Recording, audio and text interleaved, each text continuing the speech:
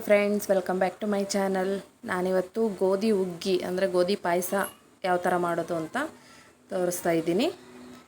ಇನ್ನೂ ಯಾರೆಲ್ಲ ನನ್ನ ಚಾನಲ್ಗೆ ಸಬ್ಸ್ಕ್ರೈಬ್ ಮಾಡ್ಕೊಂಡಿಲ್ಲ, ಪ್ಲೀಸ್ ಸಬ್ಸ್ಕ್ರೈಬ್ ಮಾಡ್ಕೊಳ್ಳಿ. ಬನ್ನಿ ಹಾಗಾದರೆ ವಿಡಿಯೋ ನೋಡೋಣ.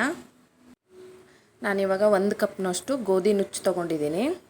ಅದನ್ನು ಚೆನ್ನಾಗಿ ವಾಶ್ ಮಾಡ್ಕೋಬೇಕು. ಒಂದು 2-3 ಸಲ ಚೆನ್ನಾಗಿ ವಾಶ್ ಮಾಡಿಕೊಂಡು ನೆನೆ ಹಾಕಬೇಕು. ಅಂದರೆ ನೀವು ರಾತ್ರಿ ಮಾಡೋದಾದರೆ ಮಾರ್ನಿಂಗ್ ನೆನೆ ಹಾಕ್ಕೊಳ್ಳಿ, ಮಾರ್ನಿಂಗ್ ಮಾಡೋದಾದರೆ ನೈಟೇ ನೆನೆ ಇಟ್ಬಿಡಿ.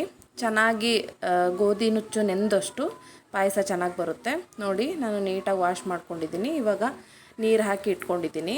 1 ಕಪ್ ಗೋಧಿ ನುಚ್ಚಿಗೆ 3 ಕಪ್ ನೀರು ಹಾಕಿ ನೆನೆ ಬಿಟ್ಟಿದ್ದೆ ನಾನು.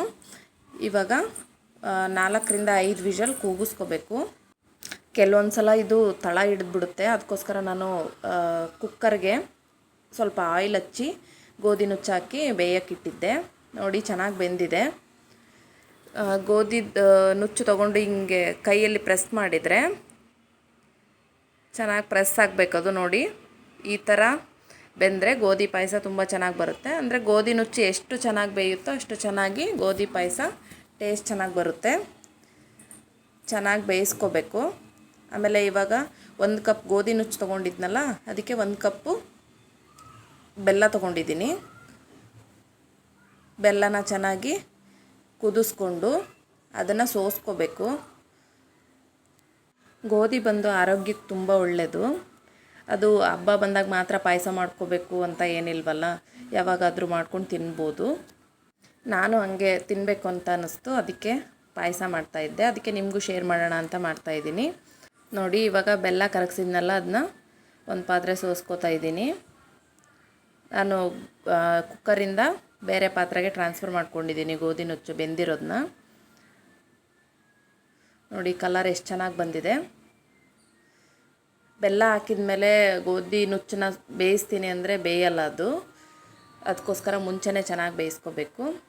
ನೋಡಿ, ಏಲಕ್ಕಿ ಪೌಡ್ರ್ ಹಾಕ್ಕೋತಾ ಇದ್ದೀನಿ, ಸ್ವಲ್ಪ ಶುಂಠಿ ಪೌಡ್ರ್ ಹಾಕ್ತಾಯಿದ್ದೀನಿ. ಫ್ಲೇವರಿಗೆ ಚೆನ್ನಾಗಿರುತ್ತೆ. ಮತ್ತು ಇವಾಗ ಕೊಬ್ಬರಿ ತುರಿದು ಇಟ್ಕೊಂಡಿರೋದು ಕೊಬ್ಬರಿ ಹಾಕ್ತಾಯಿದ್ದೀನಿ.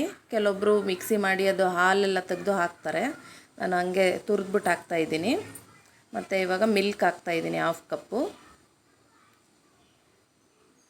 ಮತ್ತು ಉತ್ತುತ್ತಿನ ಸ್ವಲ್ಪ ನೆನೆ ಹಾಕಿದ್ದೆ, ಅದನ್ನು ಸ್ವಲ್ಪ ಹಾಕ್ತಾಯಿದ್ದೀನಿ. ಇವಾಗೆಲ್ಲನೂ ಚೆನ್ನಾಗಿ ಮಿಕ್ಸ್ ಮಾಡಬೇಕು. ನೋಡಿ, ಈ ಥರ ಕನ್ಸಿಸ್ಟೆನ್ಸಿ ಬಂದರೆ ಪಾಯಸ. ಆಮೇಲೆ ಅದು 1/2 ಅವರ್ ಬಿಟ್ಟರೆ ಅದು ಆಟೋಮೆಟಿಕ್ ಗಟ್ಟಿಯಾಗಿಬಿಡುತ್ತೆ. ಅದಕ್ಕೆ ನಾನು ಈ ಕನ್ಸಿಸ್ಟೆನ್ಸಿಲಿ ಮಾಡ್ಕೊಂಡಿದ್ದೀನಿ. ಆಮೇಲೆ ತೋರಿಸ್ತೀನಿ ನಿಮಗೆ ಯಾವ ಥರ ಗಟ್ಟಿಯಾಗಿದೆ ಅಂತ, ಯಾಕಂದರೆ ಬೆಲ್ಲ ಹಾಕಿರ್ತೀವಲ್ಲ ಹಾಗಾಗಿ. ಮತ್ತು ಗೋಡಂಬಿ ಲವಂಗನೂ ತುಪ್ಪದಲ್ಲಿ ಕರೆದು ಹಾಕ್ತಾಯಿದ್ದೀನಿ. ದ್ರಾಕ್ಷಿನೂ ಹಾಕಬೇಕಿತ್ತು, ಆ್ಯಕ್ಚುಲಿ ದ್ರಾಕ್ಷಿ ಇರಲಿಲ್ಲ, ಖಾಲಿಯಾಗಿತ್ತು, ಹಾಗಾಗಿ ಸ್ಕಿಪ್ ಮಾಡಿದ್ದೀನಿ. ನೋಡಿ, 1/2 ಅವರ್ ಆದಮೇಲೆ ಈ ಥರ ಕನ್ಸಿಸ್ಟೆನ್ಸಿಗೆ ಬಂದಿದೆ. ಮತ್ತು ಈ ಥರ ನೀವು ಮಾಡಿಕೊಂಡ್ರಿ ಅಂದರೆ ಇನ್ನೂ ಗಟ್ಟಿಯಾಗಿಬಿಡುತ್ತೆ. ಈ ವಿಡಿಯೋ ನಿಮಗೆಲ್ಲ ಇಷ್ಟ ಆಯಿತು ಅನ್ಕೋತೀನಿ. ನೀವು ಒಂದು ಸಲ ಈ ಮೆಥಡಲ್ಲಿ ಟ್ರೈ ಮಾಡಿ.